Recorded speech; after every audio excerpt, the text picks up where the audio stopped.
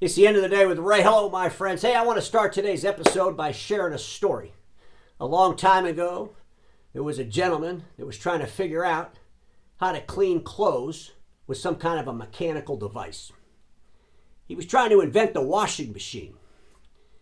And the group of people that he was working with said, we got to put some agitation in that machine. If we put some agitation in that machine, we can get those clothes clean.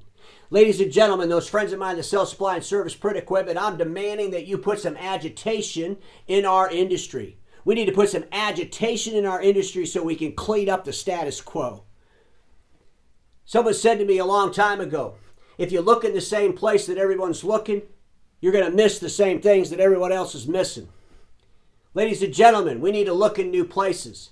Ladies and gentlemen, we need to ask new questions so we can get the answers that we need to maintain a continuous relevance. If you look on the interactive board, you'll see the UBEO logo, you'll see the Sentinel Capital Partners logo and Churchill's logo. UBEO, big Texas dealer. Back in 2018, Sentinel Capital Partners private equity firm buys UBEO. We're going to take this business, we're going to build this massive dealership around the United States, and we're all going to get rich. In 2018, they had some aspirations for UBEO. They sure did, folks. But we'd all have to be completely naive to believe that whatever they were thinking in 2018 is the reality that they woke up to in the year 2023. So I want to share my thoughts. Private equity, roll-ups, why I have a big issue with our industry refusing to really explore the unknown. They need to go past what they're comfortable with. So let's jump on the board here and see what I put together. Let's go back in history. 2018, Sentinel buys UBEO. Ladies and gentlemen, February of 2022, they bring in another investment firm called Churchill. I have to ask the question of Sentinel Partners. Are you done putting money in this deal? Have you hit your ceiling? Why the other investor? Churchill is a subordinate note. They have a subordinate note. Let me define that for my friends. A subordinate loan is any type of loan which is repaid only after the senior debt has been fully repaid in a situation where a borrower defaults on their loan obligations. Subordinate loans are riskier than senior loans and therefore command a higher interest. Therefore, demand a higher interest. So Sentinel Capital brings in another investment firm. That investment firm demands higher interest. That investment firm's taking a bigger risk. At the end of the day, what does the new investment firm believe is the end game for a company called UBEO? Can anybody in their right mind come up with an answer for that question? Ladies and gentlemen, back in March of 2022, the federal interest rate was 0.25% to 0.50%. In March of 2023, it's 4.75% to 5%. We're getting loans that demand higher interest, and look where the Fed rate went. The cost of debt has increased tremendously, and it's only increasing. The scrutinization on debt is getting more and more scrutinized. If Visual Edge goes the way that I believe it will go, a total collapse, that's what I believe, the scrutinization on our industry is going to be really, really tough. It's going to trickle down from the mega dealers all the way down to the small dealers in their market. And the investment community is going to say, what happened to Visual Edge? Can that happen over here? What's happening over here? I need more information. Being able to share a story of how these great salespeople that are selling print equipment are going to go into the marketplace and change the world with other products and services. We're going to grow these companies and we're going to sell them for a 10 or 15 times EBITDA. Those days are long gone. And quite honestly, I don't see anybody building a platform that's in the hands of private equity that could say that. Quite honestly, the lack of the diversifications within these private equity group roll-ups, I don't believe that the private equity are going to allow the investments needed for these roll-ups to make the diversifications needed to bring the value back to the entity. I really don't, folks. Let me share this next slide with you. Private equity, the 4 P's of private equity: product, people, potential, and predictability. Ladies and gentlemen, this is reality. Private equity investment firms. What's the product? What's the deal with the people? What's the potential? What's the predictability? If you're a private equity firm today and you're looking at our industry and you're looking at some of the roll-ups, and let's focus here a little bit on UBEO. UBEO, what's the product? Well, you can go to their website and see the product. They're a print company, ladies and gentlemen.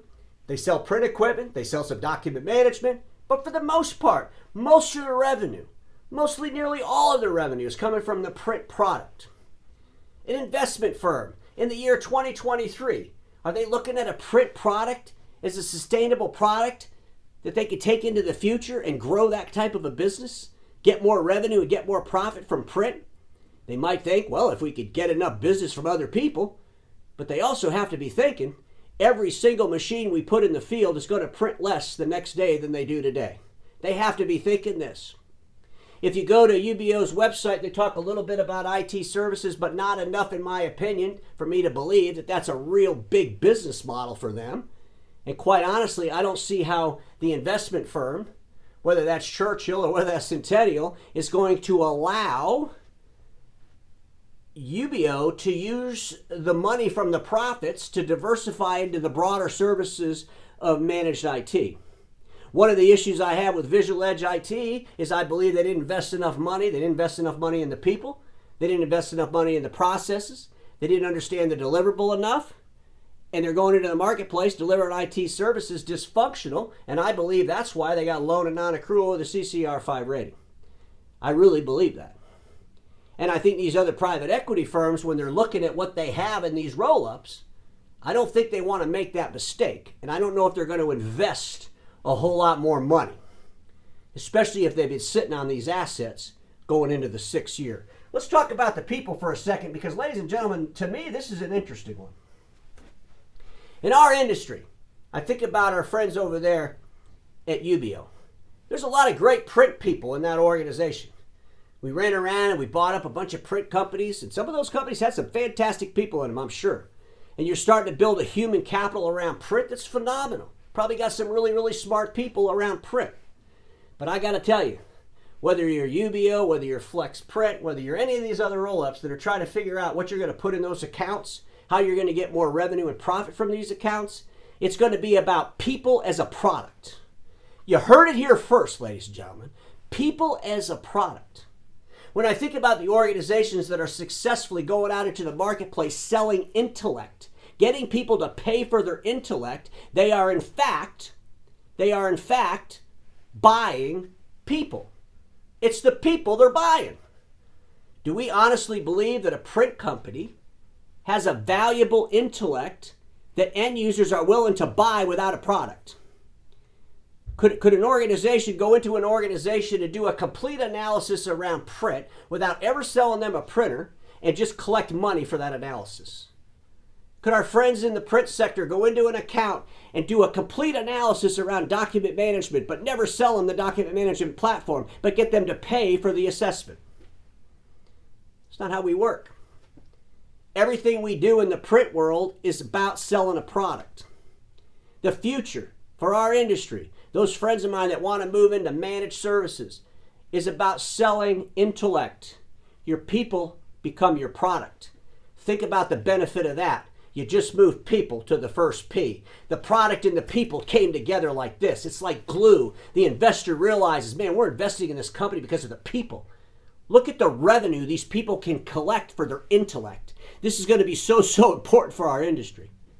Otherwise, these big roll-ups out there that have the print product, you better start thinking about the product that's going to replace the print product. Because sooner or later, the print product on its own, even the document management that kind of goes with those print products, or the scanning solutions that goes with those products, is it going to be enough revenue? Is it going to be enough profit to keep this investment community happy or get them excited? What was the potential back when UBEO and Sentinel Partners got together? Eliminate the costs, increase the EBITDA. That's a great potential. Let's roll up these places, cut out a little lot of costs, increase the EBITDA as we can all get rich. Go public. Does anybody believe right now that a copier company could go to Wall Street, stand on that little stage and ring the bell and have a whole bunch of people lining up to buy the stock. Do you honestly believe that would happen? No, it's not going to happen. It's not. That whole fantasy kind of went out the window. Sell to another PE firm. What other PE firm is going to buy the asset of a print business from another PE firm that's already brought in another investor, if you will? I believe that some PE firms are going to sell off some assets to other PE firms, but they're not going to be good deals. They're going to be getting out of it deals. Ladies and gentlemen, you can go to any one of these private equity firms' websites. You could research the assets that these companies have owned over the last decade or two, and you'll see in those portfolios some of these companies actually went bankrupt. Some of these companies went away. It's the reality of investing. Not everything's a home run, regardless of what people want you to believe. Some things actually do go south. That's why our industry has to look in new places so they can discover the things that everybody else is missing and get a better education. Let's think about predictability. What were they predicting back in 2018 regarding this roll-up? What were Sentinel Partners and UBEO predicting? I mean, because what was once predictable, folks, how did COVID affect that? How did the awareness of the marketplace that they don't need this equipment like they used to? That now they can buy these smaller A4s. Pretty soon, all the business print will probably be ink, taking a whole lot less service, so the whole annuity of the service platform could fall on its face as people decide not even to have service contracts. The price of the equipment drops to the floor, so people don't need to lease it. The model's breaking. It's breaking every single day. What was the predictability back in 2018? So now I want to ask you all a question, and I think this might help us get our heads around this. Let's say that you have to go meet with the Shark Tank in 2 days.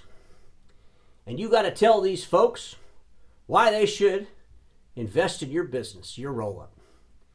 Your private equity group says, look, if you can't get the Shark Tank people to put money in this, we're going to just collapse it. If you can get the Shark Tank people to put money in this, then we're going to give you the money you need. What would you tell these Shark Tank people about your business if you were UBEO, if you were FlexPrint? What are you going to tell them about your business? You're going to show up and do a demo on a machine? You're going to start talking about managed print services? Are you going to tell these folks, hey, I just got my Managed Print Services Association certificate, and now I can go out in the marketplace and I can sell managed print services for so much more money than my competitors. They're really willing to pay me a lot more money because I got this certificate. And by the way, this machine that I'm showing you here today, the document feeder doesn't jam near as much as the other machine. These people on the Shark Tank are going to start asking some pretty tough questions like, are you kidding me? I with all due respect, young lady, I got a printer in my house and I haven't used it in a year and a half. The other Shark member is going to say, I got some businesses and they don't even print. We have all these processes where we set these businesses up to be in a digital landscape, to navigate all the information behind glass and keep it there. Why the hell would anybody print? We don't have any processes that even that make us scan anything. So what do you try to help us here with, lady? Because see, what these investors are going to look at is the product, because they don't have time to evaluate the person. They're not excited about the print product. They're not excited about managed print services, I assure you. They're not giving you the money. We would all have to agree to that. So what are you going to go in there and talk to the Shark Tank about? What if you were going in there talking to about how your people are able to go out into the marketplace and sell their intellect, and people pay a lot of money for that intellect as you help these customers through their digital transformation, if you will, through their managed services and IT services, if you will, through their cybersecurity services, if you will. We're doing all these things that our customers are willing to pay a lot of money for, and we don't even have competitors in our space doing it. Oh, the investors might get excited about that, but then they're going to ask you, how much of that are you doing? What's the revenue on that? What's the top and bottom line numbers? You can't just say, well, we've been dabbling in it for 10 years, and we're still getting there. I'm not really sure what our average seat cost is. I think we're doing okay. I heard our boss say we're knocking it out of the park. Of course, he never told me if that was a foul ball or not. Ladies and gentlemen, this is important. If you can't tell the Shark Tank the value of your print business, then how in the world are you going to sell that value to the investors? How in the world are you going to sell that value to your banker when you try to increase your credit line? When your banker's reading reports in the BDC credit reporter about a major roll-up with loans at non-accrual and a CCR5 rating, and the whole entire industry ignoring all of this. Folks, we got to get some agitation, because it's through agitation that awareness is born. And everybody watching me knows this. Status quo is the killer of all that'll be invented. Don't get stuck in status quo, and I'll see you all tomorrow.